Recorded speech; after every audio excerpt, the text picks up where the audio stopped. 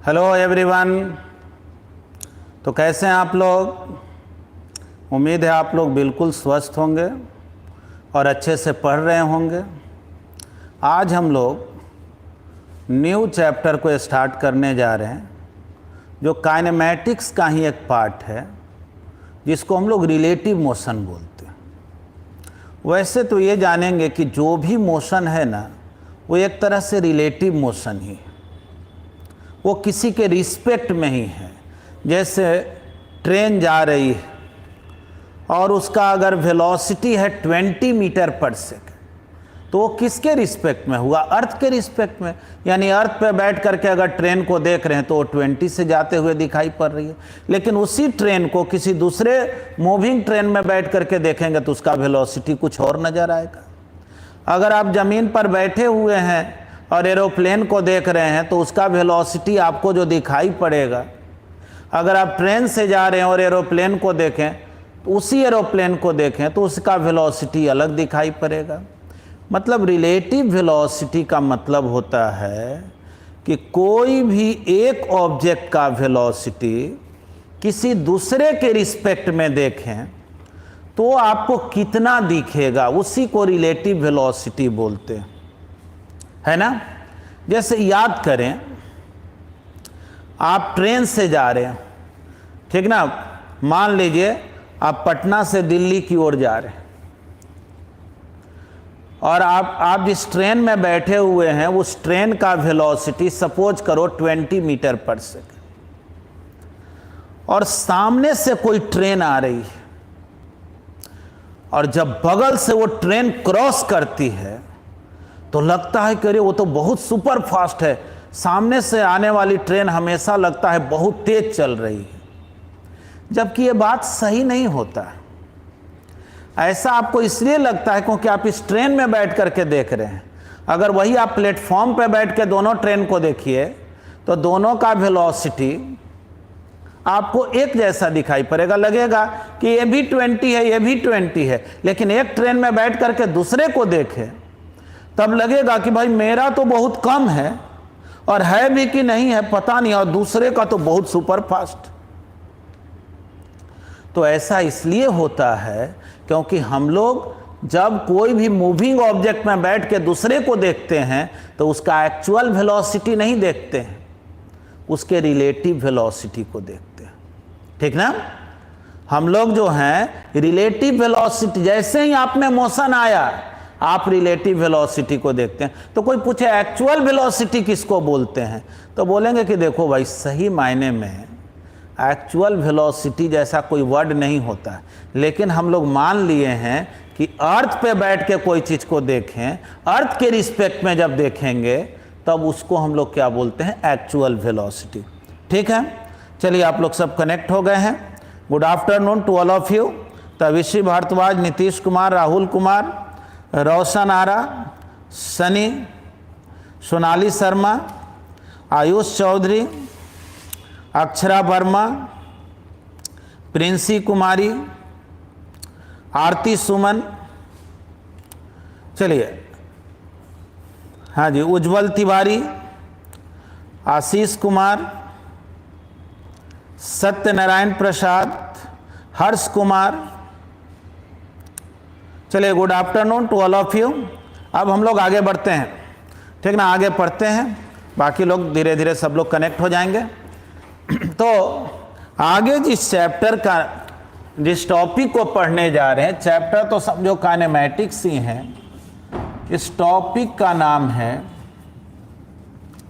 Relative motion, ठीक ना। Relative motion, जब किसी एक ऑब्जेक्ट का वेलोसिटी किसी दूसरे के रिस्पेक्ट में देखते हैं तो उसी वेलोसिटी को रिलेटिव वेलोसिटी कहा जाता है।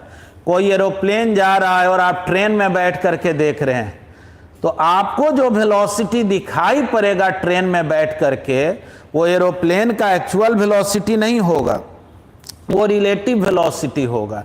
एक चीज़ आप आजमा सकते हैं, जैसे बारिश हो रही हो, मान लो वर्टिकली बारिश हो रही है और आप जो है ना खड़े हैं और देख रहे हैं बारिश को, और अब आप बाइक पर बैठ जाइए और पूरे रफ्तार से चलने लगिए, देखिए बारिश आपको तिरछे नजर आने लगे, और रफ्तार फास्ट कीजिए, बारिश और तिरछे नजर आने लगेगी, है ना। मतलब कि आप अपने में वेलोसिटी देंगे तो आपको जो वेलोसिटी दिखाई पड़ेगा वो कुछ अलग हो जाएगा, समझ गया। तो ठीक, वो क्या अलग होगा, कैसे होगा, उसको निकालेंगे कैसे, यही सब सीखना है। तो देखेंगे ध्यान से।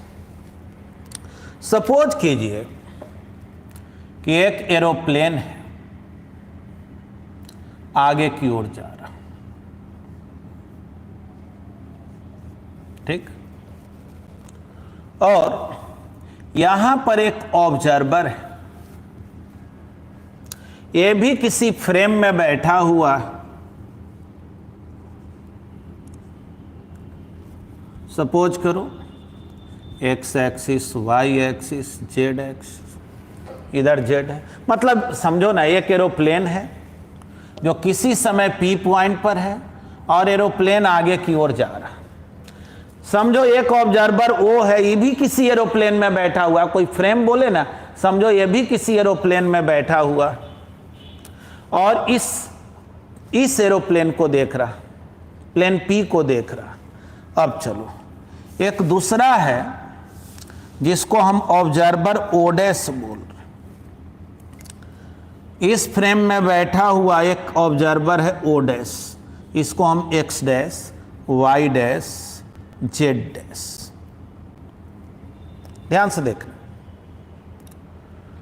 तो बोलेंगे क्या कि एक एरोप्लेन आगे की ओर जा रहा है, एक ऑब्जर्वर ओ है जो किसी दूसरे जो है मान लो एरोप्लेन में बैठा हुआ, और ओ डैश किसी तीसरे एरोप्लेन में बैठा हुआ। सपोज करो कि ये जो ओ डैश है, थोड़ा इसको और इधर बना दे रहे हैं ओ डैश को, ये जो ओ डैश है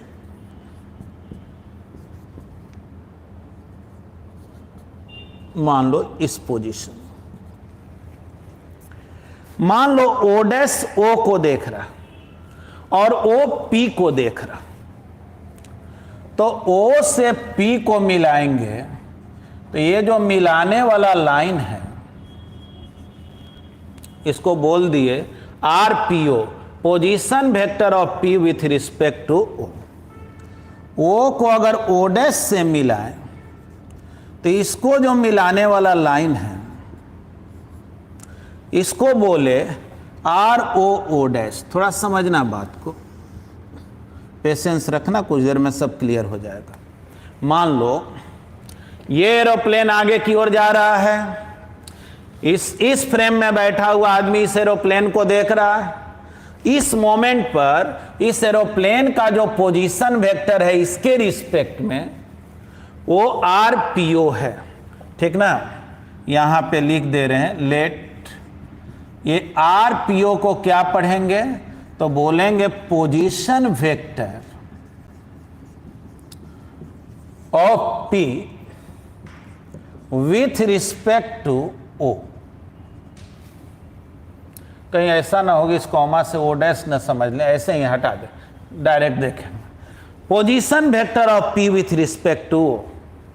अब देखो आर ओ ओ डैश, देखो जी ओ डैश पर बैठ के ओ को देख रहा है तो इस लाइन को नाम दिया गया आर ओ ओ डैश। तो position vector of O with respect to O dash.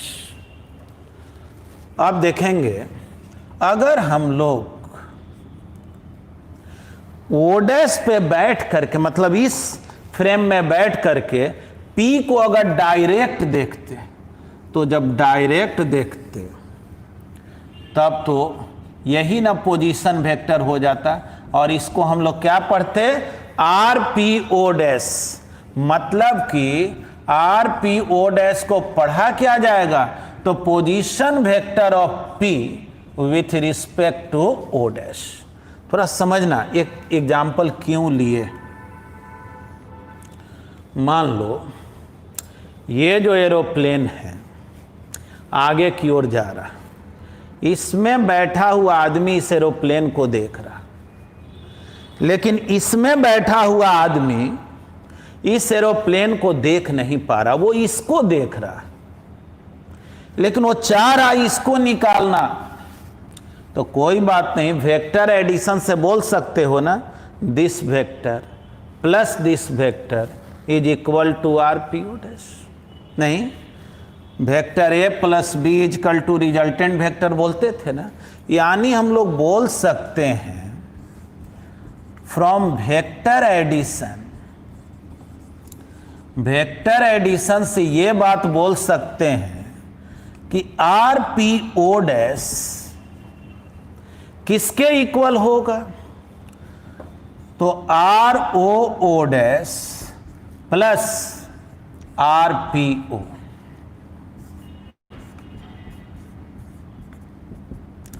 तो R P O plus R O O dash. लगे ध्यान से, अगर आपको P का पोजीशन वेक्टर ओ डैश के रिस्पेक्ट में निकालना है, P का पोजीशन वेक्टर ओ डैश के रिस्पेक्ट में निकालना है, तो P का निकालेंगे O के रिस्पेक्ट में प्लस O का निकालेंगे O डैश के रिस्पेक्ट में। थोड़ा समझिए, एग्जाम्पल के तौर पे समझो, हम क्लासरूम में है, छत पर है ना, कुछ हाइट पर अपना क्लासरूम है। मान लो क्लासरूम में हम खड़ा होकर के एक आदमी को इस छत के किनारे किनारे जो दौड़ रहा उसको हम देख रहे हैं, और जो आदमी दौड़ रहा है छत पे वो रोड पे जाते हुए कार को देख रहा है। कार को हम नहीं देख पा रहे हैं, लेकिन कोई कहेगा कार का पोजीशन वेक्टर मेरे रिस्पेक्ट में क्या होगा, तो बोलेंगे कार का उस आदमी के रिस्पेक्ट में देखो और उस आदमी का मेरे रिस्पेक्ट में देखो, दोनों को ऐड कर दो तो कार का पोजीशन वेक्टर मेरे रिस्पेक्ट में निकल जाएगा। देखो, एरोप्लेन का पोजीशन वेक्टर अगर ओ डैश के रिस्पेक्ट में निकालना है तो एरोप्लेन का पोजीशन वेक्टर ओ के रिस्पेक्ट में देखो और ओ का पोजीशन वेक्टर ओ डैश के रिस्पेक्ट, इन दोनों को ऐड करेंगे तो ये निकल जाएगा ना। नहीं, इसमें तो कोई दिक्कत नहीं होगा। अब देखें, पोजीशन वेक्टर को ही डिस्प्लेसमेंट वेक्टर भी बोला जाता है। अगर इसको हम लोग डिफरेंशिएट करें विथ रिस्पेक्ट टू टाइम, तो डिफरेंशिएट करते हैं तो नीचे dt ना लिखते हैं, dr by dt, dr po by dt plus d are O O dash by D T. याद करो तो हम लोग मोशन इन वन डायमेंशन में पढ़े थे, D R by D T को वेलोसिटी ना बोला जाता है, या D S by D T को डिस्प्लेसमेंट बाई टाइम को वेलोसिटी बोलते हैं ना। यानी ये क्या आ गया जी, तो ये आ गया velocity of P with respect to O dash equal to velocity of P with respect to O plus velocity of O with respect to O dash. मतलब एरोप्लेन का वेलोसिटी अगर O डैश के रिस्पेक्ट में निकालना है तो aeroplane का velocity O के रिस्पेक्ट में निकालें और O का वेलोसिटी O डैश के रिस्पेक्ट में निकालें, है ना। उम्मीद है समझ गए होंगे।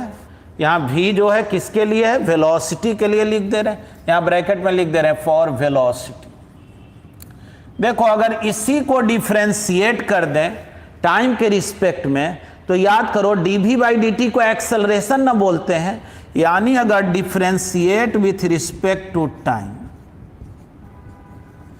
इसको अगर टाइम के रिस्पेक्ट में डिफरेंशिएट करें तो dv बाई dt एक्सेलरेशन हो गया।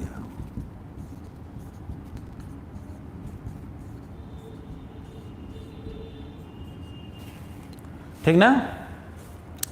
Acceleration of P with respect to O dash निकालना है तो acceleration of P with respect to O plus acceleration of O with respect, यानी अगर इस एरोप्लेन का अगर एक्सेलरेशन O डैश के रिस्पेक्ट में निकालना है और अगर डायरेक्ट मुझे नहीं मालूम है तो एक्सेलरेशन निकालो O के रिस्पेक्ट में और फिर O का एक्सेलरेशन निकाल दो O डैश के रिस्पेक्ट में।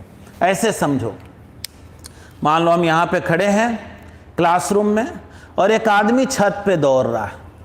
आदमी जो दौड़ रहा है ना, उसका वेलोसिटी मुझे मालूम है, और वो आदमी एक कार को जाते हुए देख रहा है, और वो आदमी उस कार के वेलोसिटी को समझ रहा है कितना है।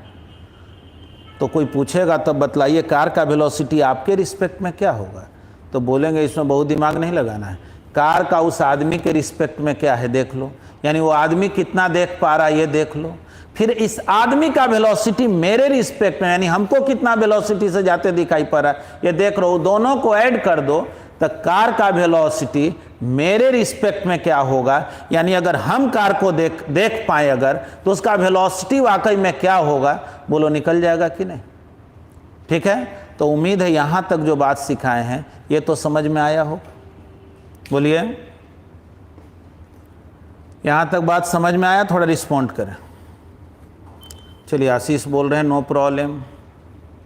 सब लोग थोड़ा जल्दी जल्दी रिस्पॉन्ड करेंगे। ठीक, चलिए ये तो बात हम लोग समझ गए। अब हम लोग इसी में आगे जो है सीखेंगे। चलिए, सब लोग समझ रहे हैं, इसी का एप्लीकेशन सीखते हैं। अब इसको मिटा रहे हैं। आप लोग एक दो बार जो है, जो आपका व्हाट्सएप ग्रुप है उस पर थोड़ा लिखेंगे एक दो बार कि सर नोट्स भी अपलोड कर दें, तो हम कोशिश करेंगे कि नोट्स भी अपलोड कर देंगे, और इसी बहाने जो है इन लोगों को भी पता रहेगा। ठीक ना? चलिए, कि नोट्स अपलोड करना है तो नोट्स को ऐसे आप नोट्स खुद से भी बनाइए, क्योंकि आपका बनाया हुआ नोट्स ही बेस्ट नोट्स होता है। चलिए मिटाते हैं यहाँ पे। चलिए, यहां तक तो हम लोग समझ गए। अब इसको जो है ना यूज में कैसे लाएं, इस बात को सीखना है। ठीक, देखिए ध्यान से।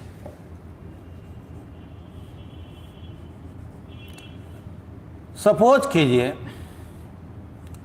एक बस है, आगे की ओर जा रहा, और एक आदमी इस बस के ऊपर में दौड़ना शुरू कर दिया।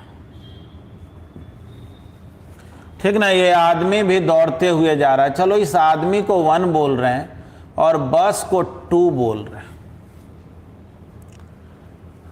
आप जमीन पर बैठे हुए हैं और इस बस को देख रहे हैं। थोड़ा समझना बात को। अगर आपसे कोई कहे कि मैन का वेलोसिटी, मैन को 1 बोल रहे हैं, अर्थ के रिस्पेक्ट में क्या हो,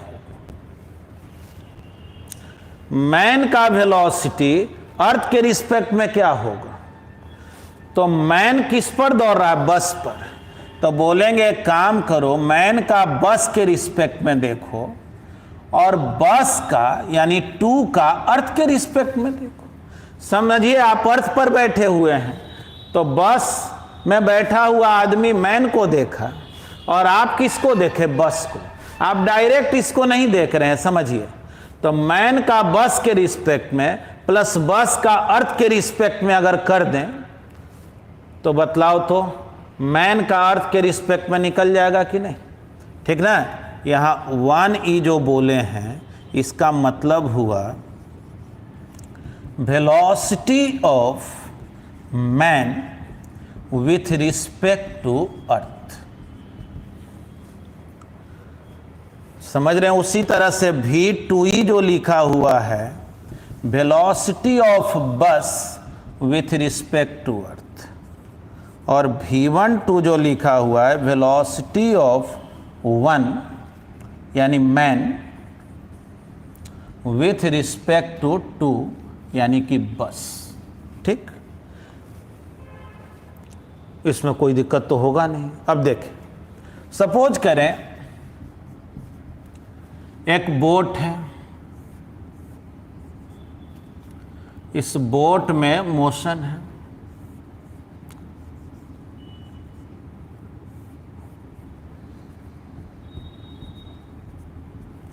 ठीक ना। इस बोट में मोशन है, वाटर में भी मोशन है, और बोट पे ये आदमी दौड़ते हुए जा रहा है। मान लो कोई नदी किनारे खड़ा है, बोट को देख रहा है, तो कहा जाए ना मैन का वेलोसिटी अर्थ के रिस्पेक्ट में क्या हो, तो बोलेंगे मैन का निकालो बोट के रिस्पेक्ट में। आदमी किस पे दौड़ा? बोट पे। बोट का निकालो वाटर के रिस्पेक्ट में। वाटर भी चल रहा है तो वाटर का निकालो अर्थ के रिस्पेक्ट। नहीं, यानी कोई जरूरी नहीं कि हर बार 2 ही स्टेप होगा, 2 से ज्यादा स्टेप। आदमी किस पर चल रहा है? बोट पर। बोट किस पर चल रहा है? वाटर पे। वाटर किस पे चल रहा है? अर्थ पे। और हमको मैन का निकालना है अर्थ के रिस्पेक्ट। समझ गए? हाँ, एक बात जरूर जानिएगा, जैसे आपसे कोई कह देना कि वेलोसिटी जो है मैन का इतना मीटर पर सेकंड है, तो आप कहिएगा किसके रिस्पेक्ट में? बोट के रिस्पेक्ट में कि अर्थ के रिस्पेक्ट में?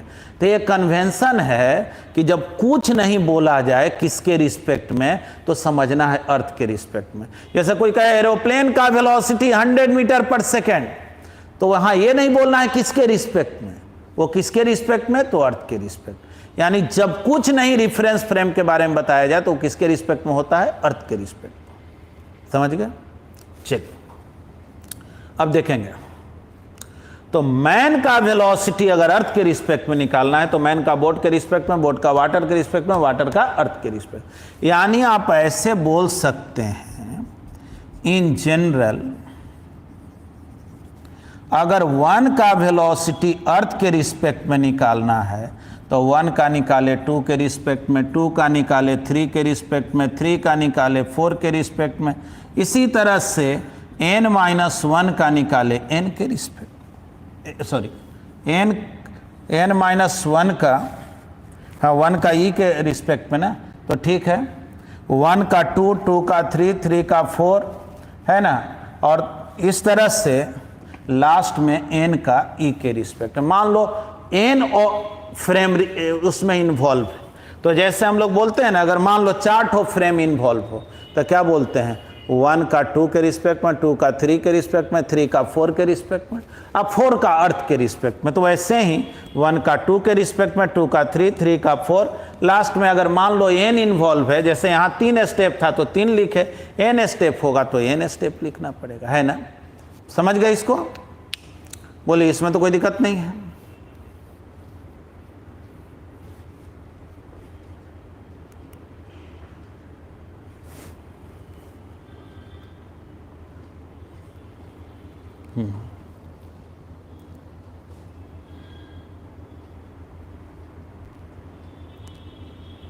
चलिए ठीक है, ठीक ना। इसमें यही बताया गया कि बीच में नंबर ऑफ रिफरेंस फ्रेम्स बहुत सारा हो सकता। चलिए कोई दिक्कत नहीं है, चलिए आगे बढ़ते हैं। मिटा रहे,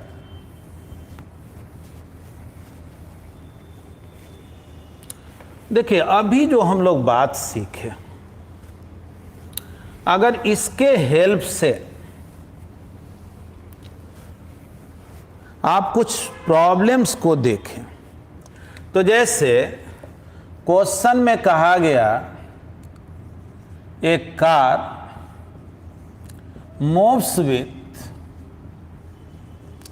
वेलोसिटी 3 मीटर पर सेकेंड, ठीक ना। तो कार का वेलोसिटी 3 मीटर पर सेकेंड दिए हुए है, यानी कार का अर्थ के रिस्पेक्ट में दिए हुए। कह रहा क्वेश्चन में a man situated in the car projects a ball along upward direction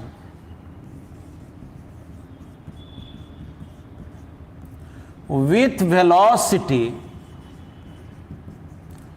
4 meter per second.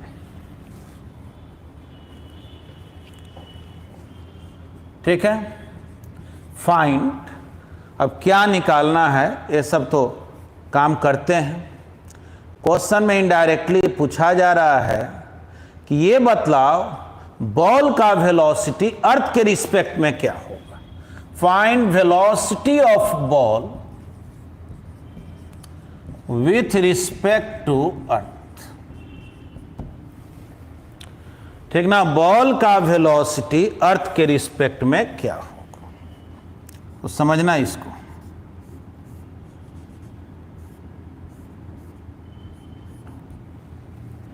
एक कार जो है 3 मीटर पर सेकेंड वेलोसिटी से मूव कर रहा है,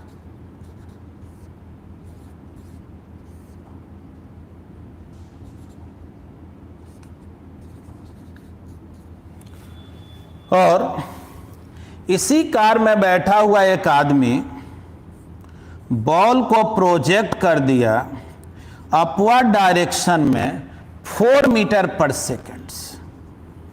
तो ये देखो जी, अब इसको समझना है। सही मायने में ये जो बॉल का वेलोसिटी 4 मीटर पर सेकेंड दिया हुआ है वो अर्थ के रिस्पेक्ट में नहीं दिया हुआ है। कार में जो बैठा हुआ आदमी है वो अपने समझ से किधर फेंक दिया है, ऊपर की ओर। तो क्या बॉल वाकई में सीधे अपवर्ड में जाएगा?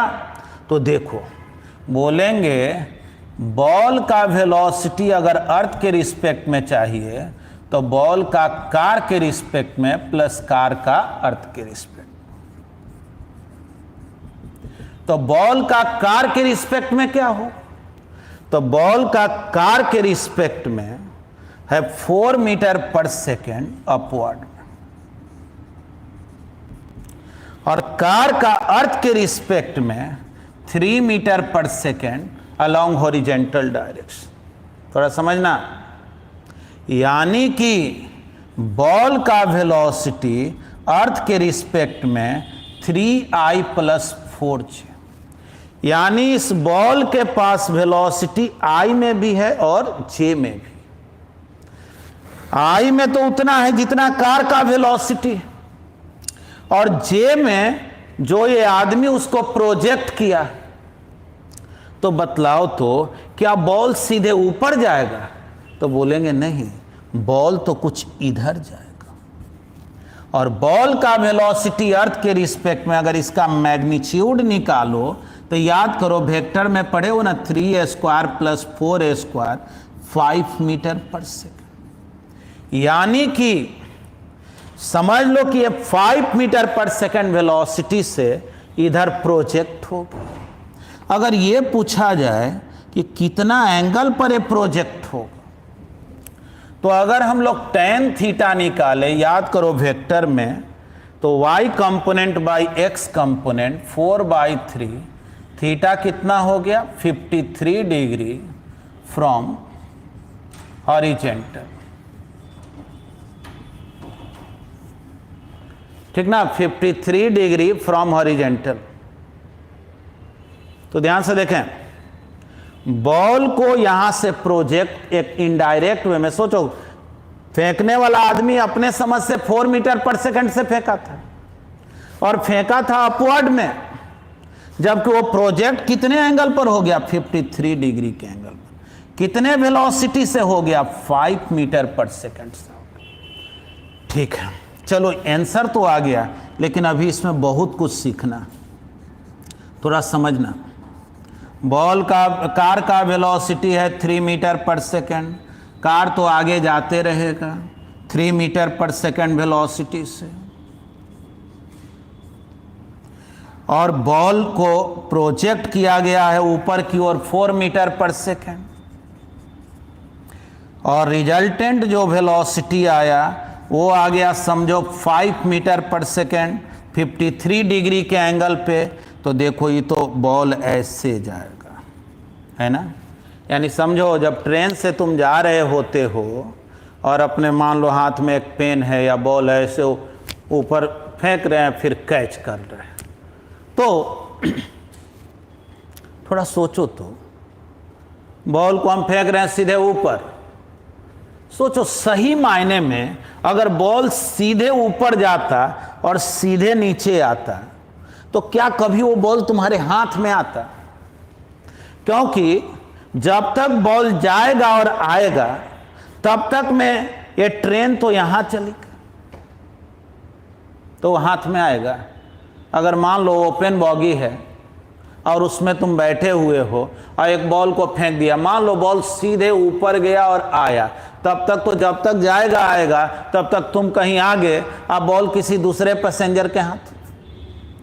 देखो, सही मायने में होता क्या है कि बॉल को जब तुम फेंकते हो ना अपवार्ड में, तो बॉल ऊपर की ओर नहीं जाता, बॉल ऐसे जाता है। चूंकि कार का वेलोसिटी एक्स डायरेक्शन में 3 मीटर पर सेकेंड है और वही वेलोसिटी बॉल का भी है, क्योंकि बॉल का भी हॉरिजेंटल डायरेक्शन में जो वेलोसिटी मिला है वो कार के कारण ही ना मिला है। अगर सोचो तो कार ये रुका हुआ होता, अब कोई बॉल को सीधे ऊपर फेंक दे तो क्या होता? बॉल सीधे जाता, हाथ तुम्हारे हाथ में रहता। यानी कि बॉल अगर ऐसा पाथ फॉलो कर रहा है तो इसी कारण से ना कि कार में वेलोसिटी है। और अभी आप देखें कि बॉल में जो वेलोसिटी है एक्स में 3 मीटर पर सेकंड और वाई में 4 मीटर पर सेकंड। और याद करो, प्रोजेक्टाइल मोशन में पढ़ा था कि एक्स डायरेक्शन में जो वेलोसिटी है वो कभी चेंज नहीं होता। यानी बॉल यहाँ रहे, यहाँ रहे, यहाँ रहे, यहाँ रहे, यहाँ रहे, कहीं भी रहे, एक्स डायरेक्शन में तो 3 मीटर पर सेकंड होगा। यानी कि जिस रफ्तार से कार जा रहा है आगे की ओर, उसी रफ्तार से बॉल भी जा रहा है आगे की ओर। ऊपर नीचे जाए वो अलग बात है, वो तो 4 मीटर पर सेकंड के कारण हो रहा है, लेकिन आगे की ओर उसी वेलोसिटी से न जा रहा जो कार का वेलोसिटी है। इसीलिए बॉल दोबारा से कहां गिरेगा? इस कार में ही गिरेगा। इसीलिए बॉल दोबारा से तुम्हारे हाथ में ही आ जाता है। अब सोचो ना, इमेजिन करो, ट्रेन में बैठे हुए हो, जा रहे हो और फेंक दिए ऊपर की ओर, तो फेंक दिए ऊपर की ओर तो क्या होगा? ऊपर की ओर फेंक दिए तो बॉल सीधे जाएगा, आएगा, तुम का वहाँ बढ़ जाओगे? नहीं, फिर से वो तुम्हारे हाथी में गिरता है। इसलिए गिरता है क्योंकि बॉल का पाथ कैसा होता है? पैराबोलिक पाथ होता है, ये स्ट्रेट लाइन पाथ नहीं होता। हाँ, अगर ये कार रेस्ट में रहता तब इसका पाथ स्ट्रेट लाइन होता, सीधे ऊपर जाता, नीचे आता। यानी कि इस बॉल के पास एक्स डायरेक्शन में velocity 3 metre per second initial velocity और वाई में 4 मीटर पर सेकेंड। अगर इसी में कोई पूछे यहां से यहां जाने में कितना टाइम लगेगा, कितना टाइम के बाद दोबारा ये कार में गिरेगा, तो याद करो तो टाइम ऑफ फ्लाइट हम लोग पढ़े थे, एक फॉर्मूला 2u/g, 2uy/g। uy क्या आया था? तो uy तो यहाँ 4 है, g 10 है। देखो तो 0.8 सेकेंड हो गया। अब देखो, अगर इसी क्वेश्चन में पूछे बतलाओ रेंज क्या होगा, तो रेंज क्या सिखाया गया था? ux into time of flight, ux 3 है, टाइम ऑफ फ्लाइट 0.8 है, यानी 2.4 मीटर। मैक्सिमम हाइट अगर पूछे तो मैक्सिमम हाइट क्या होता है? uy²/2g।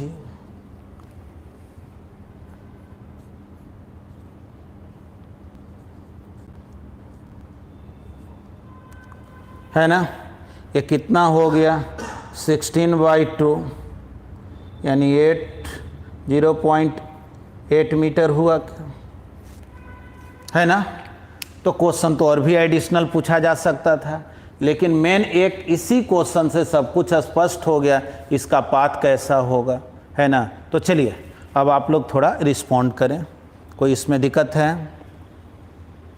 समझ गए होंगे? जैसे 41 नंबर प्रॉब्लम बनाएंगे जो प्रोजेक्टाइल में होमवर्क में नहीं दिए थे, या 43 नंबर जो प्रॉब्लम है कुछ ही सबसे रिलेटेड है। जल्दी से थोड़ा रिस्पॉन्ड करें। हाँ जी, आदित्य राज बोल रहे हैं कि नहीं। आप अपना थोड़ा दिक्कत भी बताइए, क्योंकि पूरा कंप्लीट तो हम रिवाइज नहीं ना कर सकते। आदित्य राज जो हैं, थोड़ा अपने दिक्कत को बताएं। किस स्टेप में दिक्कत है? क्योंकि टोटल स्टूडेंट बोला है कि कोई प्रॉब्लम नहीं है।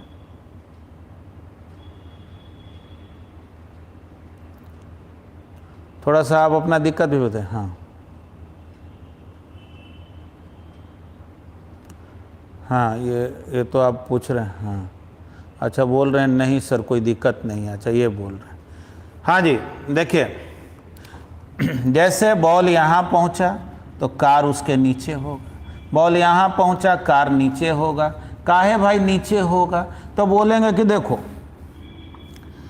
अब जितना आगे कार गया है उतना ही आगे बॉल भी गया है, क्योंकि आगे जाने का वेलोसिटी सेम है। तो सोचो कार में बैठा हुआ आदमी कहेगा देख मेरे सामने मेरे सामने मेरे सामने मेरे सामने, यानी कार में बैठा हुआ आदमी को जानते हो क्या लगेगा? बॉल सीधे गया सीधे आया, उसको लगेगा इसका पाथ है स्ट्रेट लाइन है। लेकिन जमीन पर बैठा हुआ आदमी को इसका पाथ कैसा नजर आएगा? पैराबोलिक है ना। सोच लो, कार में बैठ के बॉल को देखोगे तो क्या लगेगा? सीधे गया, क्योंकि तुम जब यहां पहुंचोगे तो बॉल यहां रहेगा, यहां पहुंचोगे यहां रहेगा, तो हरदम तुम्हारे सामने ही ना रहेगा। तो कहोगे देखो सामने रहा गया, सामने ही आ गया, तो स्ट्रेट लाइन। ठीक है, यानी कि इसी क्वेश्चन में ऐसे भी पूछ देगा कि बॉल का पाथ कैसा होगा अगर कोई कार में बैठ करके देखे और जमीन पर बैठ करके देखे, तो बॉल का पाथ कैसा होगा? तो जमीन पे बैठ करके देखेगा तब जो है कैसा होगा बताइए? तब पैराबोलिक होगा। और कार में बैठ करके देखेगा तो पाथ कैसा होगा? स्ट्रेट लाइन होगा। लेकिन देखिए यहाँ पर जो है एक्स डायरेक्शन में वेलोसिटी दोनों का सेम था ना? नहीं, मतलब जो कार का था वही बॉल का था। लेकिन सपोज करो क्वेश्चन में ऐसे कह देता, कह दिया एक कार है, मान लो एक कार जो है 3 मीटर पर सेकंड वेलोसिटी से जा रहा है और एक आदमी बॉल को कार से प्रोजेक्ट कर दिया, सपोज करो 4√2 मीटर पर सेकंड वेलोसिटी से 45 डिग्री के एंगल पर। ठीक ना, यहां क्वेश्चन लिख दे रहे, a man projects a ball with velocity 4√2 metre per second at an angle 45 degree from horizontal,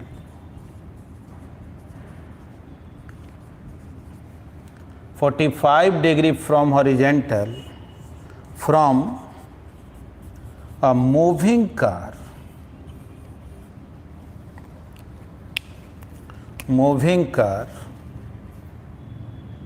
या ऐसा करो, from a car moving with velocity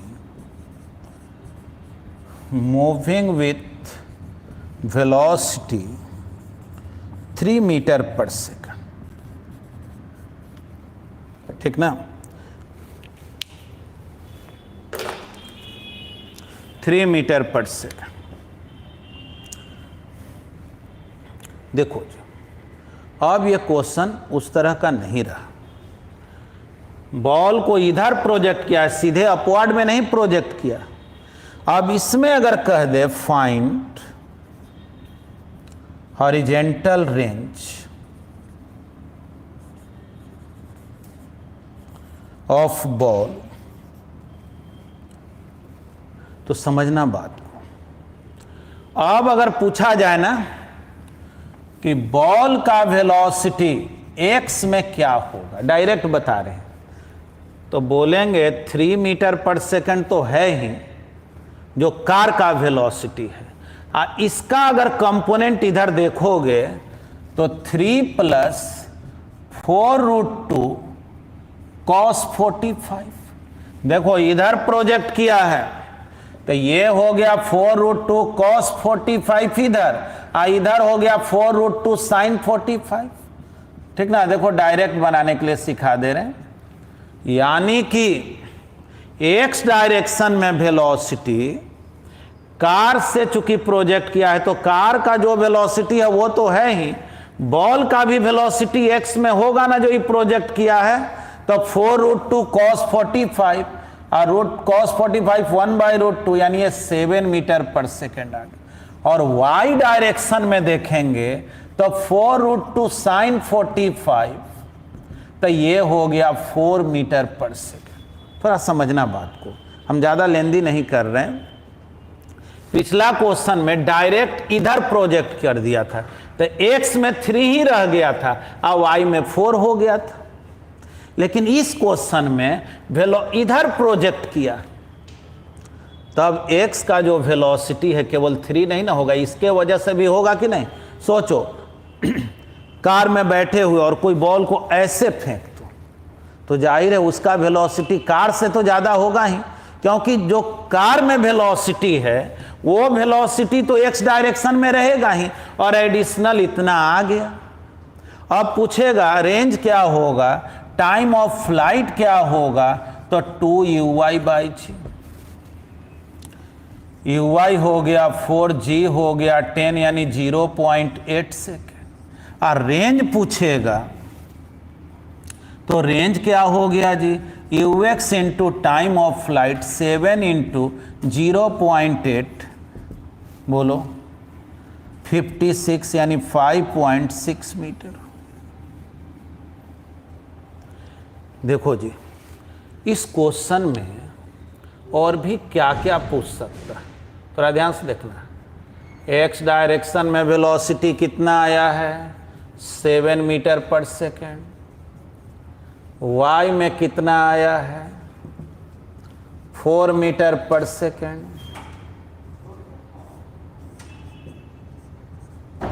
4 metre per second.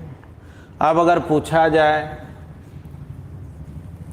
Angle of projection क्या होगा, वेलोसिटी ऑफ प्रोजेक्शन क्या होगा, यानी कि अगर अर्थ पे बैठ करके देखते तो ये कितना वेलोसिटी से प्रोजेक्ट होते दिखाई पड़ता, यानी वेलोसिटी ऑफ बॉल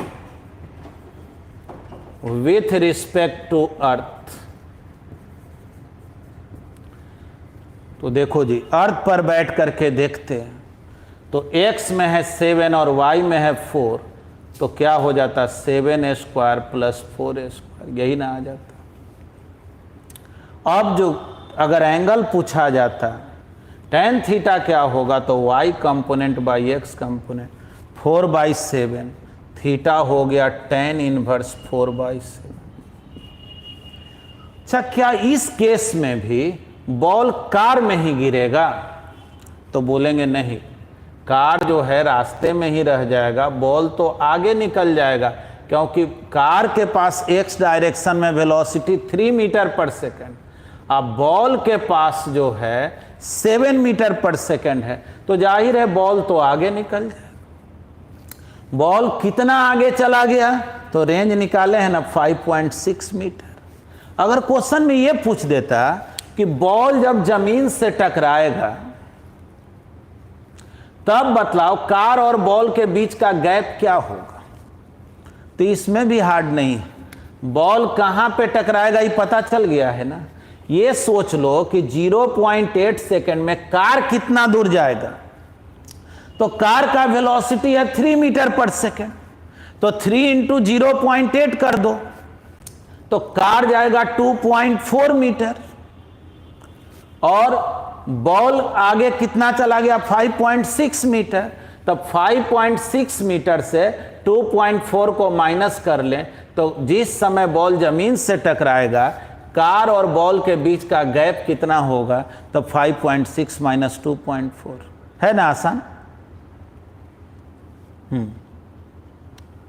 क्या देखो तो वीडियो रुक गया है क्या, वो लड़का लिख रहा नहीं ठीक।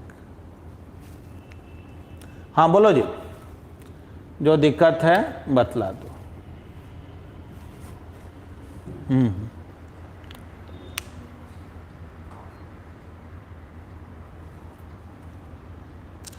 आप वेक्टर का क्लास पहले कीजिए तब रिलेटिव मोशन वाला कीजिएगा, समझ में आएगा। और रिलेटिव मोशन जब फिनिश हो जाएगा ना, तो न्यूटन्स लॉ ऑफ मोशन होगा, तो उसमें वेक्टर का भी ज़रूरत नहीं पड़ेगा, तब आपको कोई दिक्कत नहीं होगा। ऐसे आप कोशिश करें समझने का, ठीक है।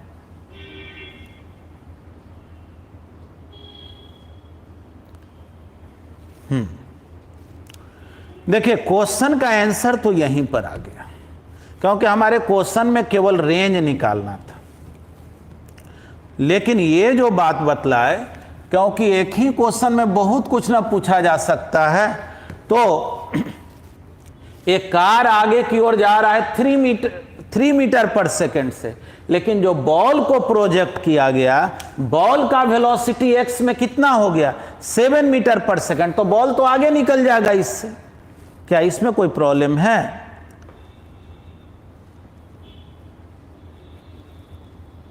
कोई भी स्टूडेंट को अगर कोई दिक्कत है?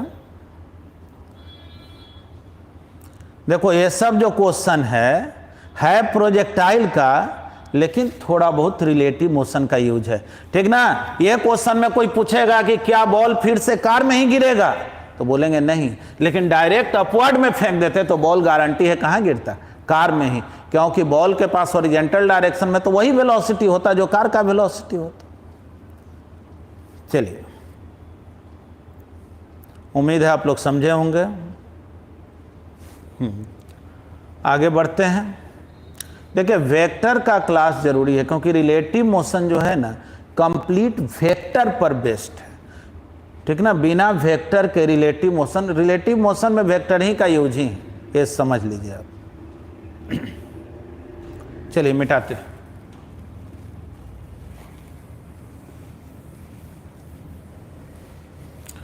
अब जो है आगे हम लोग देखते हैं।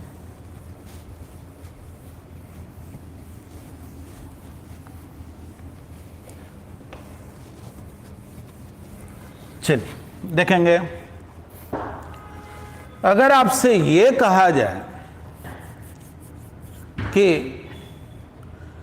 बारिश हो रही है वर्टिकली डाउनवर्ड, और उसी बारिश में आप दौड़ना शुरू कर दिए, तो बारिश का वेलोसिटी आपको क्या दिखाई पड़ेगा? मान लीजिए आप ट्रेन में बैठ के जा रहे हैं और एरोप्लेन को देख रहे हैं, कोई पूछे एरोप्लेन का वेलोसिटी आपको क्या दिखाई पड़ेगा, तो ये सब हम लोग कैसे निकालते हैं, ये बात सीखना है। तो आइए अब आते हैं रिलेटिव वेलोसिटी।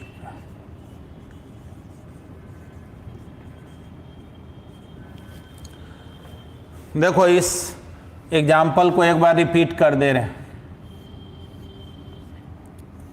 सपोज करो एक आदमी बस या ट्रेन के छत पे दौड़ रहा है, और ट्रेन भी जो है रोड पे चल रही है। आदमी को 1 बोले, ट्रेन को 2 बोले। अगर कोई कहे ट्रेन में बैठ करके इस आदमी को देखेंगे, तो इस आदमी का वेलोसिटी क्या दिखाई पड़ेगा? 1 का वेलोसिटी 2 के रिस्पेक्ट में क्या होगा? तो देखो, अभी हम लोग सीखे थे कि अगर 1 का वेलोसिटी अर्थ के रिस्पेक्ट में निकालना हो, तो 1 का 2 के रिस्पेक्ट में प्लस 2 का अर्थ के रिस्पेक्ट में। अभी सीखे थे ना, 1 का बस के रिस्पेक्ट में, बस का अर्थ के रिस्पेक्ट। अब थोड़ा सोचो तो, अगर V12 निकालना हो तो बोल सकते हैं ना V1e माइनस V2e। थोड़ा समझना बढ़िया से, यानी अगर 2 में बैठे हुए हो और 1 को देख रहे हो,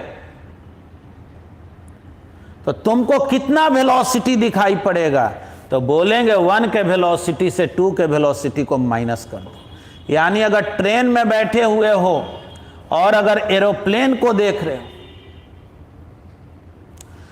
तो कोई पूछे एरोप्लेन का वेलोसिटी ट्रेन के रिस्पेक्ट में क्या होगा, एरोप्लेन को 1 समझो और ट्रेन को 2 समझो, तो बोलेंगे एरोप्लेन का वेलोसिटी अर्थ के रिस्पेक्ट में क्या है देख लो, और ट्रेन का अर्थ के रिस्पेक्ट में क्या है देख लो। दोनों को सब्ट्रैक्ट कर दो तो प्लेन का वेलोसिटी ट्रेन के रिस्पेक्ट में निकल जाएगा। फिर से सुनो, अगर हम 1 का वेलोसिटी 2 के रिस्पेक्ट, देखो मान लो 2 ट्रेन है, एक ट्रेन में बैठ गए और दूसरे ट्रेन को देख रहे हो, तुमसे कोई पूछे उस ट्रेन का वेलोसिटी तुमको कितना दिखाई पड़ेगा, तो बोलेंगे दोनों ट्रेन के वेलोसिटी का सब्ट्रैक्शन निकाल, बस वही दिखाई पड़ेगा।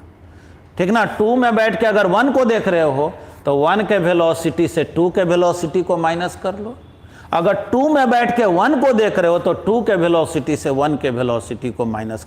इसी को हम लोग ऐसे भी लिख देते हैं v1 माइनस v2। मतलब कि अगर अर्थ नहीं लिखें तब भी समझा जाता है कि यहां अर्थ लिखा हुआ है। जब किसी के रिस्पेक्ट में बात ना हो तो समझा जाता है वो अर्थ के रिस्पेक्ट में बात हो रहा। ठीक है, उम्मीद है आप यहां तक समझ रहे होंगे। जब भी हमसे कोई पूछेगा ना 1 का वेलोसिटी 2 के रिस्पेक्ट में क्या होगा, तो हम समझेंगे हमसे पूछ रहा है v1 माइनस v2 क्या होगा। हमसे कोई पूछेगा एरोप्लेन का वेलोसिटी ट्रेन के रिस्पेक्ट में क्या होगा, मतलब हमसे कोई पूछ रहा है एरोप्लेन का वेलोसिटी माइनस ट्रेन का वेलोसिटी क्या होगा। आइए समझेंगे इसको। रिलेटिव वेलोसिटी को अगर कोई डिफाइन करने के लिए कहे तो बोलेंगे velocity of one of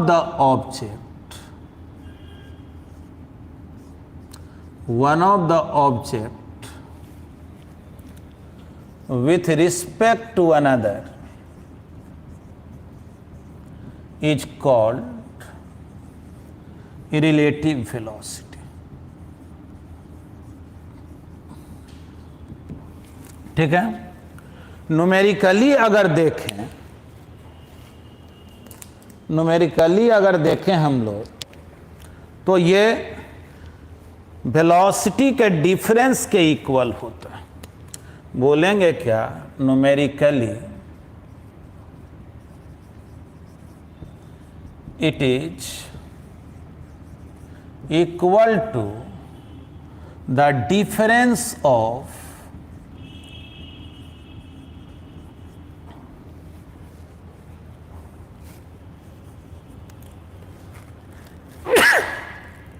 difference of their velocities.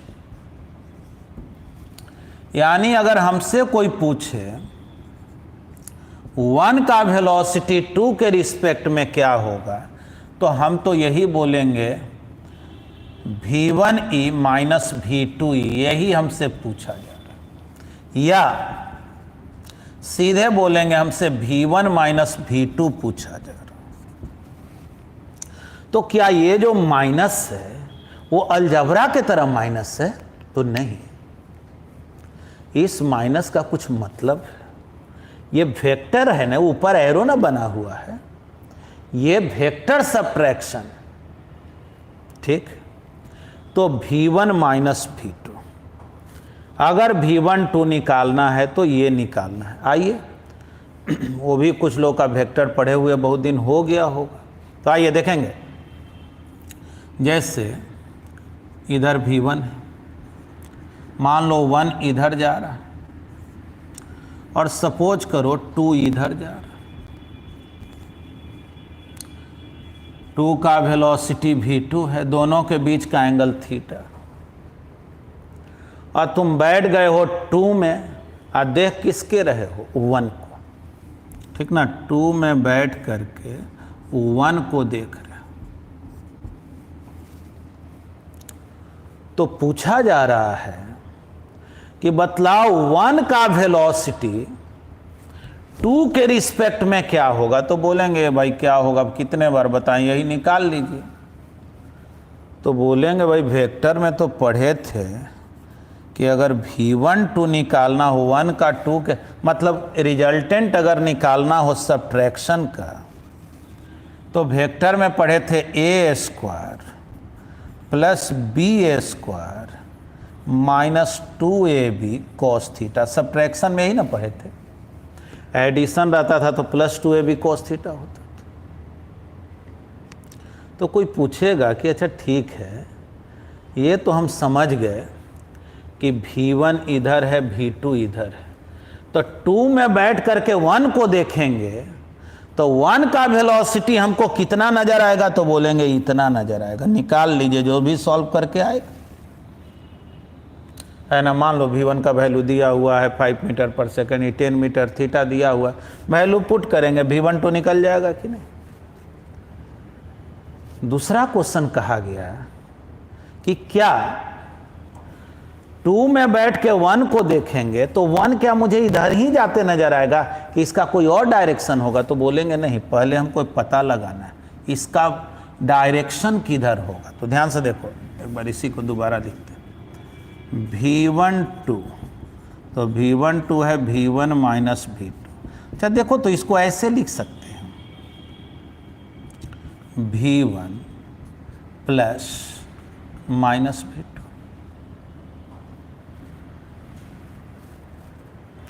v1 में ऐड किसको करो, माइनस v2, तो v2 इधर है,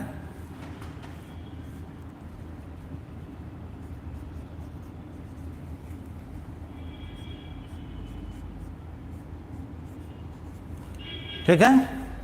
v2 इधर है तो माइनस v2 किधर होगा,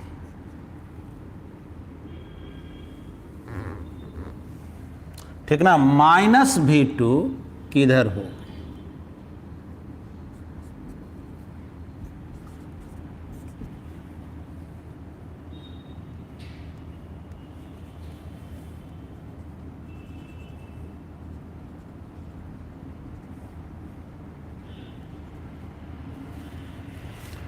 समझेंगे।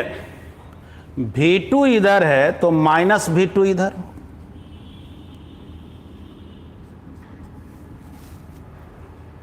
और v1 में ऐड करना है किसको, तो माइनस v2 को।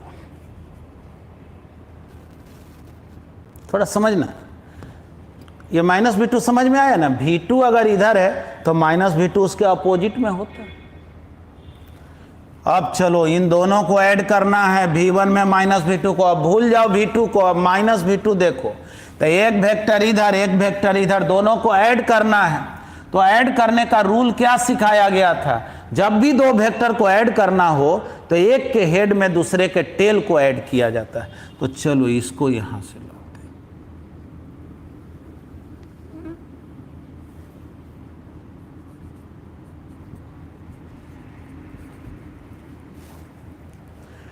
तो v1 में ऐड किए माइनस v2,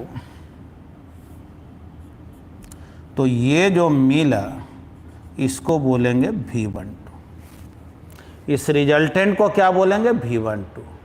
तो थोड़ा सोचो तो, 2 में बैठ करके 1 को देखे तो 1 जा रहा था इधर, लेकिन दिखाई पड़ रहा इधर जाते हो। समझ लो कितना फर्क है। जा रहा था इधर लेकिन v12 इधर आया, यानी कि इसमें बैठ के इसको देखोगे तो ये इधर जाते नजर आएगा। और याद करो ना, वेक्टर में इस एंगल को निकालने का एक फॉर्मूला पढ़े थे, tan alpha equal to b sine theta, a minus B वहां बोलते थे, तो यहां बोलेंगे v2 sine theta v1 minus v2 cos theta. ये जो फॉर्मूला आया ये वेक्टर सब्ट्रैक्शन से आया। थोड़ा समझना बढ़िया से। 1 इधर जा रहा है, 2 इधर जा रहा है, 2 में बैठ को 1 को देख रहे हैं। मान लो एक एरोप्लेन इधर जा रहा है और एक एरोप्लेन इधर जा रहा है। इस एरोप्लेन में बैठ के हम इसको देख रहे हैं तो ये हमको इधर जाते नजर आ रहा है। अब मैग्नीट्यूड ऑफ वेलोसिटी भी मुझे ये नजर आ रहा है कि ये उसका मैग्नीट्यूड ऑफ वेलोसिटी, यानी कोई कहे कि ये 3 मीटर पर सेकंड से जा रहा है, ये 4 से जा रहा है, बीच का एंगल 60 है, तो क्या ये 3 से ही जाते इसको नजर आएगा, तो बोलेंगे नहीं, यहाँ वैल्यू पुट कीजिए 3 4 थीटा की जगह 60, जो सॉल्व करने पर आएगा वो आएगा।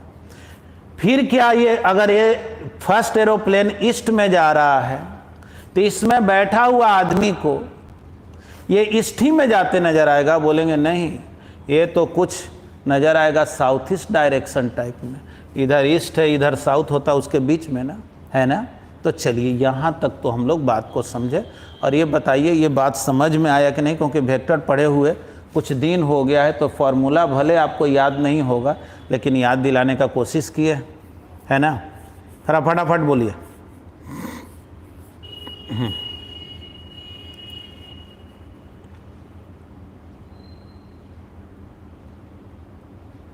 चलिए, आशीष बोल रहे हैं समझ गए, प्रिय रंजन बोल रहे हैं समझ गए, एक बोल रहे हैं 100% समझ गए और याद भी आ गया।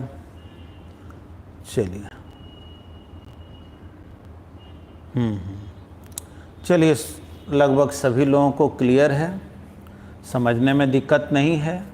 देखो बार बार एक बात बोलते हैं, समझना एक बात है और अपने समझ को इम्प्लीमेंट में लाना वो दूसरी बात है। बहुत से लोग के पास कंसेप्ट होता है लेकिन अपने कंसेप्ट को जो है ना वो सही ढंग से अप्लाई नहीं कर पाते। तो हमको केवल कंसेप्ट नहीं सीखना है, उसका एप्लीकेशन भी सीखना है, क्योंकि जब तक एप्लीकेशन नहीं सीखे रहेंगे तो काम होने वाला नहीं। चलो ये भी हम याद दिलाए हैं, पहले भी बताए थे, अब यहीं से हम लोग काम चलाए, ठीक है। चलिए अब इसको मिटाते हैं। ये तो हम लोग समझ गए कि जब भी दो ऑब्जेक्ट मोशन में हो और आप एक में बैठ के दूसरे को देख रहे हो तो रिलेटिव वेलोसिटी निकालने के लिए आपको निकालना है डिफरेंस ऑफ देयर वेलोसिटीज, दोनों के वेलोसिटीज का डिफरेंस निकालना, ठीक।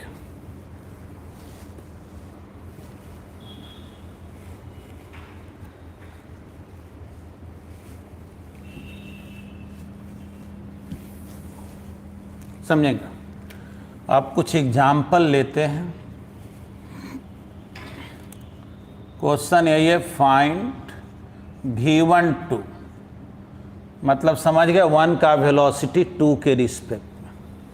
आइए फर्स्ट एग्जाम्पल, मान लीजिए एक ट्रेन जो है वो ईस्ट में जा रही है 25 मीटर पर सेकेंड और आप जो हैं कोई दूसरे ट्रेन में बैठे हुए हैं और इसका वेलोसिटी है 15 मीटर पर सेकेंड, ये भी ईस्ट में ही जा रही। आपसे कोई कहे कि 1 का वेलोसिटी 2 के रिस्पेक्ट में क्या हो, तो बोलेंगे v1 माइनस v2।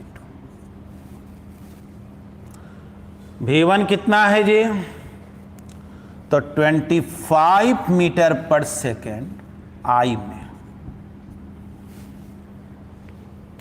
v2 कितना है, 15 मीटर पर सेकेंड आई में, ये भी आई में ही ना है। तो v12 क्या आया, 10i, 10 metre per second along eastward direction।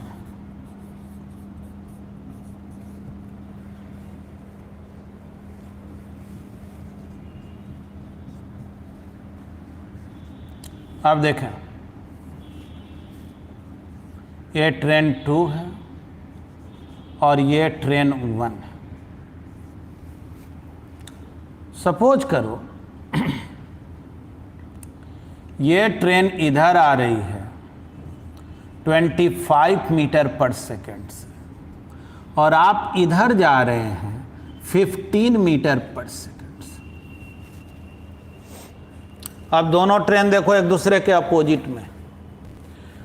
अब कोई कहे कि 2 में बैठा हुआ आदमी जब 1 को देखेगा तो 1 का वेलोसिटी क्या नजर आएगा, v12 क्या होगा, तो बोलेंगे v1 माइनस v2। v1 कितना, 1 का वेलोसिटी कितना है जी, तो 25 मीटर पर सेकेंड है, किधर है, माइनस आई में। 2 का वेलोसिटी कितना है, तो 15 मीटर पर सेकेंड, किधर है, आई में। देख लो, तो v12 कितना आया, -25 आई -15 आई, ये तो हो गया 40 माइनस आई। देखो इसका मतलब क्या हुआ, जब 2 में बैठ करके 1 को देखोगे, ठीक ना, एक मिनट, तो 2 में बैठ करके जब 1 को देखोगे तो 1 का वेलोसिटी कितना दिखाई पड़ेगा, 40 मीटर पर सेकेंड, और किधर दिखाई पड़ेगा, माइनस आई में, 40 metre per second along westward direction, ठीक ना। ये जो था ईस्टवर्ड डायरेक्शन था, और ये क्या हो गया, वेस्टवर्ड डायरेक्शन, माइनस आई में नजर आ रहा है, ठीक ना। तो ये समझ लो, जब दोनों ट्रेन एक दूसरे के अपोजिट में जा रहा है तो सोचो, ये जा तो रहा है 25 से ही, लेकिन इसमें बैठा हुआ आदमी क्या बोल रहा है, 40 मीटर पर सेकंड से भाग रहा, सुपर फास्ट हो गया। यही नहीं, उल्टा भी, अगर इसमें बैठ के इसको देखोगे तब भी 45 ही नजर आता। देख लो, ये अलग से बता दे रहे, मान लो 1 मिनट के लिए 2 का वेलोसिटी 1 के रिस्पेक्ट में पूछा जाता है, यानी तुम 1 में बैठे हो, 2 को देख रहे हो, तो v2 माइनस v1, याद रखना v1 2 और v2 1 दोनों में मैग्नीट्यूड का कोई फर्क नहीं होता। 1 में बैठ के 2 को देखो, चाहे 2 में बैठ के 1 को देखो, एक ही दिखाई पड़ेगा, डायरेक्शन का फर्क होता है, दोनों एक दूसरे के अपोजिट हो जाता है। बोलो v2 कितना, तब v2 है 15i, अब v1 कितना, 25 माइनस आई, माइनस माइनस प्लस, देखो तो 40i आया। यानी कि 1 में बैठ के 2 को देखते, इसमें बैठ के इसको देखते, तब वेलोसिटी का मैग्नीट्यूड 40 मीटर पर सेकंड आता अलोंग ईस्टवर्ड डायरेक्शन, आई में ना, यानी ईस्टवर्ड डायरेक्शन। तो अब तो समझ में आ गया होगा कि जब ट्रेन से आप जा रहे होते हैं तो अक्सर लगता है कि भाई हम जिस ट्रेन में चलते हैं एकदम धीरे धीरे, और सामने से जो ट्रेन आती है सुपर फास्ट, ऐसा ही उसमें भी बैठा हुआ आदमी को लगता है। ऐसा क्यों लगता है, समझ गए, क्योंकि आप चलते समय, ट्रेन में बैठे समय आप रुके हुए नहीं होते हैं, जो आपका ट्रेन का वेलोसिटी है उससे जा रहे होते हैं। इसीलिए जब सामने वाले ट्रेन के देखते हैं तो आप एक्चुअल वेलोसिटी को नहीं देखते हैं, आप रिलेटिव वेलोसिटी को देखते हैं। समझ गए, इसमें तो कोई दिक्कत नहीं है।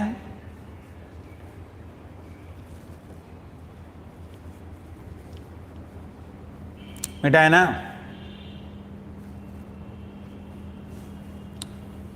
चलिए थोड़ा जल्दी से रिस्पॉन्ड कर लें। इसमें दिक्कत होगा भी नहीं, इस बहुत सिंपल क्वेश्चन है। ये तो हो सके आप लोग हाई स्कूल में भी थोड़ा बहुत ही सबके बारे में पढ़े हों, भले वेक्टर मेथड से नहीं पढ़े हो, डायरेक्ट आपको टीचर सिखाए हो कि सेम डायरेक्शन में जाए तो वेलोसिटी को माइनस कर देना और अपोजिट में जाए तो ऐड कर देना। एक्चुअल में हम लोग निकालते हैं वेक्टर सब्ट्रैक्शन, अपने आप वो ऐड हो जाता है, कहीं पे वो सब्ट्रैक्ट हो जाता है कि नहीं। तो चलिए ध्यान से देखें।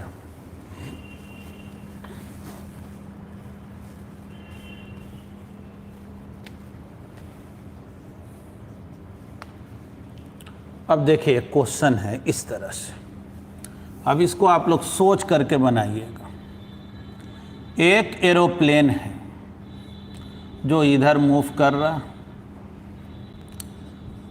ठीक ना, इसका वेलोसिटी दे दिया है 300 मीटर पर सेकंड। चलो इसको एरोप्लेन 1 बोल देते हैं। और दूसरा जो एरोप्लेन है वो इधर जा रहा है, इसको एरोप्लेन 2 बोल दे रहे हैं, 400 मीटर पर सेकंड। आपसे कोई कहा कि बतलाओ 1 का वेलोसिटी 2 के रिस्पेक्ट में क्या हो। तो चलिए थोड़ा जल्दी से आप लोग इसको बनाइए, ठीक ना। एरोप्लेन 2 में बैठ करके एरोप्लेन 1 को आप देख रहे हैं,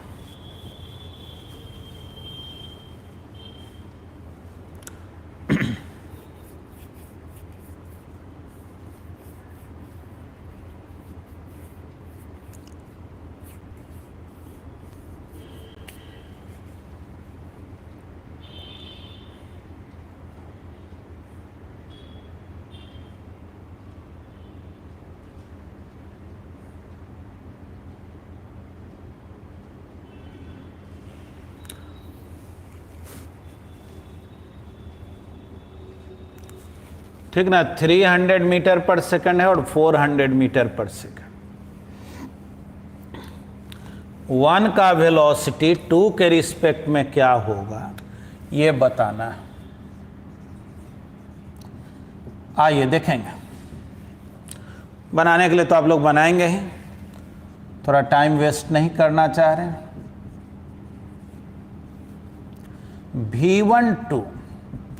V12 का मतलब हो गया V1 माइनस V2।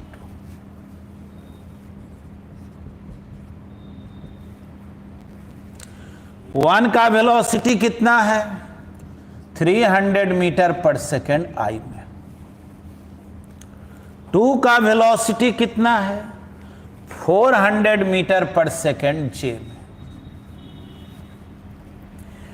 तो अगर आई जे में रहता है तो मैग्नीट्यूड कैसे निकालेंगे, तो 300 होल स्क्वायर 400 होल स्क्वायर या माइनस 400 होल स्क्वायर, बात एक ही है।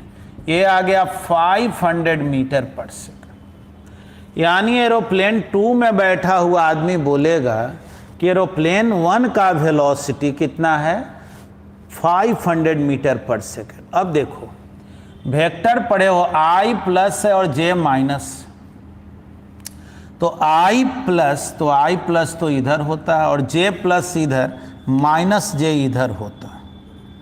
मतलब कि ये जो V12 है आई और माइनस जे के बीच भागते हुए नजर आएगा।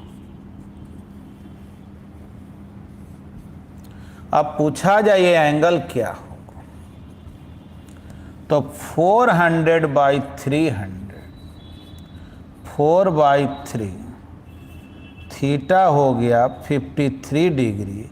ये ईस्ट है, ये साउथ है।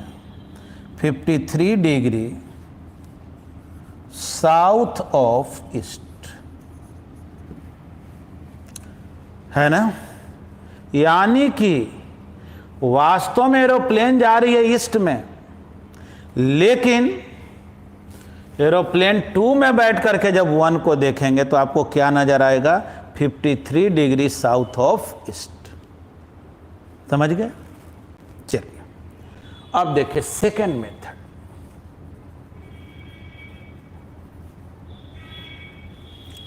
सेकेंड मेथड ये कहता है कि V12 निकालना है, मतलब V1 माइनस V2 निकालना है।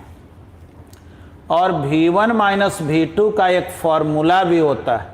अगर आई जे में नहीं ब्रेक कर रहे हैं तो ऐसे लिखे V1 square plus V2 square minus 2V1 V2 cos theta. तो बोलेंगे V1 देखो कितना है तो 300, V2 देखो कितना है 400, 2 इंटू 300 400 इंटू कॉस थीटा। तो सोचो यहाँ लिख दे रहे हैं इंटू कॉस थीटा, और थीटा तो 90 है कारण कि V1 और V2 के बीच का एंगल 90 डिग्री दिया। कॉस 90 जीरो हो गया। तो देखो 300 स्क्वायर प्लस 400 स्क्वायर,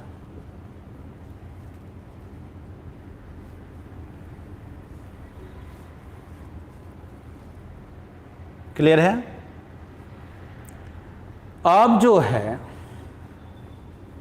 पूछा जा रहा है आपसे कि V12 का डायरेक्शन किधर होगा, ठीक ना। V12 का डायरेक्शन किधर होगा, इस फिगर में V12 किधर होगा। तो बोलेंगे उसके लिए तो tan अल्फा वाला फॉर्मूला होता है, फिर डायग्राम बनाना पड़ेगा। तो खैर उसको भी बना लेते हैं। देखो जी V1 इधर V2 इधर, बोलेंगे इधर है V1 और इधर है V2।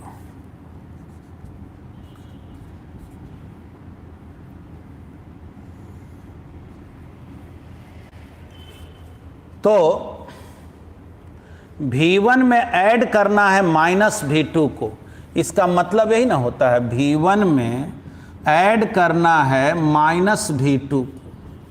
तो सोचो V2 इधर तो माइनस V2 इसके अपोजिट होगा। तो तो -v2 इसके अपोजिट में। समझना इसको, v1 इधर और -v2 इधर, तो -v2 के टेल को यहां लाएंगे तो ये हो गया, इसी को बोलेंगे v12 और ये एंगल अल्फा। तो tan अल्फा कैसे निकालें, तो इसका फॉर्मूला आप जानते हैं। tan अल्फा निकालना हो तो v2 sin theta divided by v1 minus v2 cos theta. ठीक, सोचो v2 कितना है जी, तो v2 400, थीटा 90,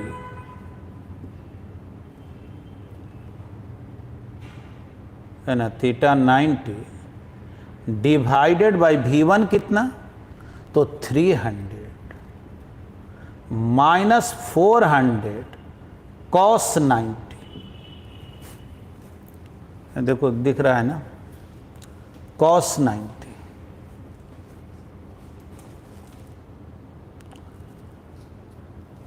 में पूरा दिख नहीं रहा है, हाँ थोड़ा सा कैमरा को एडजस्ट, हाँ जी देख लो। तो tan अल्फा कितना आ गया, sin 91 cos 90 0, 400 बाई 300, 4/3, यानी अल्फा 53 डिग्री आया। और ये जान रहे हो ना, ये ईस्ट है ये साउथ है, तो इसको साउथ ऑफ ईस्ट बोलेंगे कि नहीं। यानी इस मेथड से भी बना सकते हैं। देखो ये मेथड तब यूज करना ना जब बीच का एंगल 90 छोड़ के कुछ और रहे, तो वहाँ पर एक कंफर्टेबल मेथड 30 डिग्री 60 डिग्री ऐसा दिया रहे तो ज़्यादा बेहतर है। 90 डिग्री रहे ना तो आई जे वाला ज़्यादा, हालांकि आई जे वाला मेथड यहाँ भी यूज करेंगे तो कोई दिक्कत नहीं है। 60 डिग्री पर वैलिड तो दोनों मेथड ऑल टाइम है, उसमें कोई दिक्कत नहीं है। आपको कैसे आई जे में लिखने आना चाहिए, कंपोनेंट में ब्रेक करने आना चाहिए। ठीक, चलिए यहाँ तक तो आप लोग समझ गए, कहीं कोई दिक्कत तो नहीं।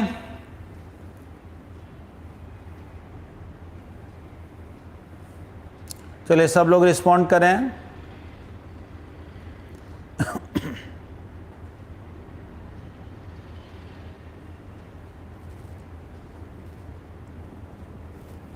चलिए सब लोग जो हैं लगभग लिख रहे हैं। नो प्रॉब्लम सर, सब लोग समझ गए। चलिए आगे मिटाते हैं। अब तो आप लोग कम से कम रिलेटिव मोशन का बेसिक कंसेप्ट सीखें।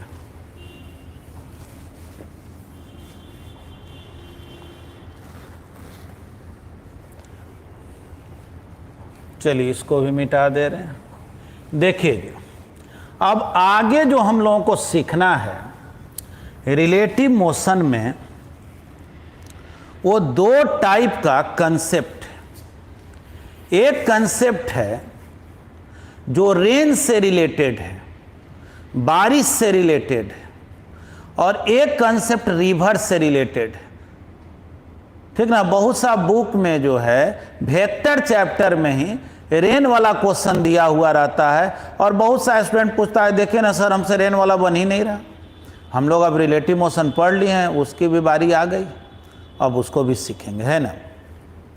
तो आज जो है रेन से रिलेटेड जो प्रॉब्लम होता है उसके बारे में कुछ बेसिक आइडिया सिखा रहे हैं, फिर अगले क्लास में उसका एप्लीकेशन करेंगे। ध्यान से देखो, बारिश हो रही है और तुम बैठे हुए और देख रहे हो, तो तुम तो अर्थ के रिस्पेक्ट में रुके हुए हो। तो रुका हुआ आदमी जब रेन को देखता है तो उसको हम लोग एक्चुअल वेलोसिटी बोलते हैं, यानी रेन का वेलोसिटी अर्थ के रिस्पेक्ट में हुआ। लेकिन तुम दौड़ रहे हो और रेन को देख रहे हो, मोटरसाइकिल से जा रहे हो और रेन को देख रहे हो, तब जो रेन दिखाई पड़ेगा वो एक्चुअल वेलोसिटी नज़र नहीं आएगा, वो रिलेटिव वेलोसिटी है। थोड़ा याद करो ना, कभी ट्रेन में बैठे हुए हो और जा रहे हो इधर, तो तुमको लगेगा बारिश ऐसे हो रही है, और उसी समय जो ट्रेन इधर जा रही है ना, उसमें बैठा हुआ आदमी को लगता है बारिश ऐसे हो। बड़ा विचित्र है। और ट्रेन जब रुक गई ना, तो लगता है बारिश कम हो गई, थोड़ा स्लो हो गया, सीधा दिखने लगी बारिश। थोड़ा देखना, बड़ा विचित्र होता है। कुछ लोग ऐसा कहता है कि देखो ना, जैसे ही ट्रेन खुलती है पानी भी तेज हो जाता है, और ट्रेन जैसे ही रुकती है ना, पानी स्लो हो जाता है, धीरे धीरे होने लगता है। यानी कि इंद्र भगवान जो है इंतजार करते हैं कि भाई ट्रेन रुक गई, अब पैसेंजर को उतरना है, थोड़ा स्लो हो जाना चाहिए, तो लोग अब गेट से निकल के धीरे धीरे जाएगा। और जब ट्रेन खुल गई, एकदम बारिश भी खूब तेज हो गई। कार में बैठे हुए हो, कार रुकी हुई है, बारिश धीरे धीरे, और कार जब तेज चलने लगी, अरे बारिश तेज हो गई। ऐसा कुछ नहीं हो रहा है, ठीक ना, वो खाली मन का भ्रम है। देखो, कुछ लोग कहता है ना, सच और झूठ में क्या फर्क है? जो दिखता है वो सच है तो जो दिखता है वो सच है, ये भी बहुत सच नहीं है। ऐसा भी हो सकता है जो दिखता है वो सच नहीं हो। जैसे दिखता है ना कि सूरज पूरब से निकलता है, पश्चिम में डूबता है, क्या वाकई में ऐसा होता है? बिल्कुल नहीं। सूरज तो न उगता है न डूबता है। हम ही लोग ऐसे घूमते रहते हैं, देखो इस सूरज, हम लोग घूमते रहते हैं। हम लोग जब ऐसे घूम के यहाँ आते हैं तो बोलते हैं देखो सूरज निकला, और घूम के यहाँ जाते हैं तो बोलते हैं सूरज डूब गया। ये बड़ा विचित्र बात है, घूमते हम लोग हैं और बोलते सूरज को, है ना। वैसे ही जब बोल रहे हैं ना, जानते हो अब जा रहे हैं ऐसे, कोई कहा अरे बारिश देखो ना, बारिश ऐसे हो रही है, ऐसे हो रही है, और जो इधर जा रहा है वो कह रहा है देखो ना बारिश ऐसे हो रही है, ऐसे हो रही है। कौन सही बोल रहा है? दोनों सही बोल रहा है, दोनों अपने अपने रिस्पेक्ट में बोल रहा है। तो रेन से रिलेटेड प्रॉब्लम को कैसे बनाएंगे? तो देखो जी, अगर स्थिर रहते हुए रेन को देखा जाए, तब तो वो रेन का एक्चुअल वेलोसिटी है अर्थ के रिस्पेक्ट, ठीक ना। रेन का एक्चुअल वेलोसिटी है अर्थ के रिस्पेक्ट। लेकिन अगर तुम चलते हुए दौड़ते हुए रेन को देख रहे हो, तो वो एक्चुअल वेलोसिटी ना होकर के कौन वेलोसिटी हो गया? रिलेटिव वेलोसिटी हो गया। इसको समझना है ना। तो हम लोग से क्वेश्चन जो कहा जाएगा कि बतलाओ तो रेन का वेलोसिटी अर्थ के रिस्पेक्ट में क्या होगा? तो बोलेंगे अगर कोई आदमी दौड़ रहा और रेन को देख रहा है, थोड़ा ऐसे समझना। मान लो तुम्हारा एक दोस्त रोड पे दौड़ रहा है और तुम आराम से बैठ के अपने दोस्त को देख रहे हो और दोस्त रेन को देख रहा है, तो कोई कहे रेन का वेलोसिटी अर्थ के रिस्पेक्ट में क्या होगा? यानी हम अर्थ पर बैठे हुए ना, मेरे रिस्पेक्ट में क्या, रेन का अर्थ के रिस्पेक्ट में क्या होगा? तो बोलेंगे रेन का दौड़ते हुए मैन के रिस्पेक्ट में निकालो प्लस मैन का अर्थ के रिस्पेक्ट में निकालो, दोनों को ऐड कर दो। आज पढ़े हैं ना हम लोग ये सब बात कि एरोप्लेन जा रहा है, कोई छत पे दौड़ रहा, वो एरोप्लेन को देख रहा और हम उसको देख रहे हैं, तो एरोप्लेन का कोई पूछेगा मेरे रिस्पेक्ट में क्या होगा? तो बोलेंगे एरोप्लेन का वो दौड़ते हुए आदमी के रिस्पेक्ट में बताओ, आइए आदमी का मेरे रिस्पेक्ट में बताओ, दोनों को ऐड कर दो तो एरोप्लेन का मेरे रिस्पेक्ट में निकल जाएगा। आज स्टार्ट में पढ़े हैं कि नहीं? पढ़े हैं ना। तो बोलेंगे वैसे ही कि भाई देखो जी, रेन का अगर अर्थ के रिस्पेक्ट में पूछ रहा है तो समझो तुम अर्थ पर पड़े हुए हो और एक आदमी दौड़ रहा है और वो रेन को देख रहा है, तो बोलेंगे रेन का उस आदमी के रिस्पेक्ट में, उस आदमी का मेरे यानी अर्थ के रिस्पेक्ट, यानी रेन का दौड़ते हुए मैन के रिस्पेक्ट में प्लस मैन का अर्थ के रिस्पेक्ट में अगर इन दोनों को ऐड कर दोगे तो रेन का एक्चुअल वेलोसिटी अर्थ के रिस्पेक्ट में क्या होगा? निकल जाएगा क्या? तो ये काम जो है ना आज हम नहीं करेंगे, क्योंकि आज करेंगे तो बहुत इनकम्प्लीट हो जाएगा ना, थोड़ा बहुत आज होगा और बहुत सारा कल होगा, तो लिंक जो है ना ब्रेक कर जाएगा। तो अगले क्लास में सिखाएंगे रेंज से रिलेटेड प्रॉब्लम। तो आज इतना ही सिखाते हैं, अभी कोई होमवर्क नहीं दे रहे हैं। होमवर्क दें, हाँ, जैसे 41 और 43 नंबर जो एस.सी. वर्मा के चैप्टर 3 में छूट गया था, क्योंकि आप उतना सीख गए हैं कि वो प्रॉब्लम को ट्राई कर सकते, तो उसको ट्राई कीजिएगा। लेकिन आज जो है कोई एडिशनल होमवर्क नहीं है। अगले दिन जब पढ़ाएंगे रेंज से रिलेटेड कंसेप्ट को, उसके बाद जो है ना हम लोग पढ़ेंगे क्रॉसिंग द रिवर, और उस पर बेस्ट प्रॉब्लम होमवर्क ये सब मिलेगा। तो आज इतना है। चलो, thank you, have a nice day.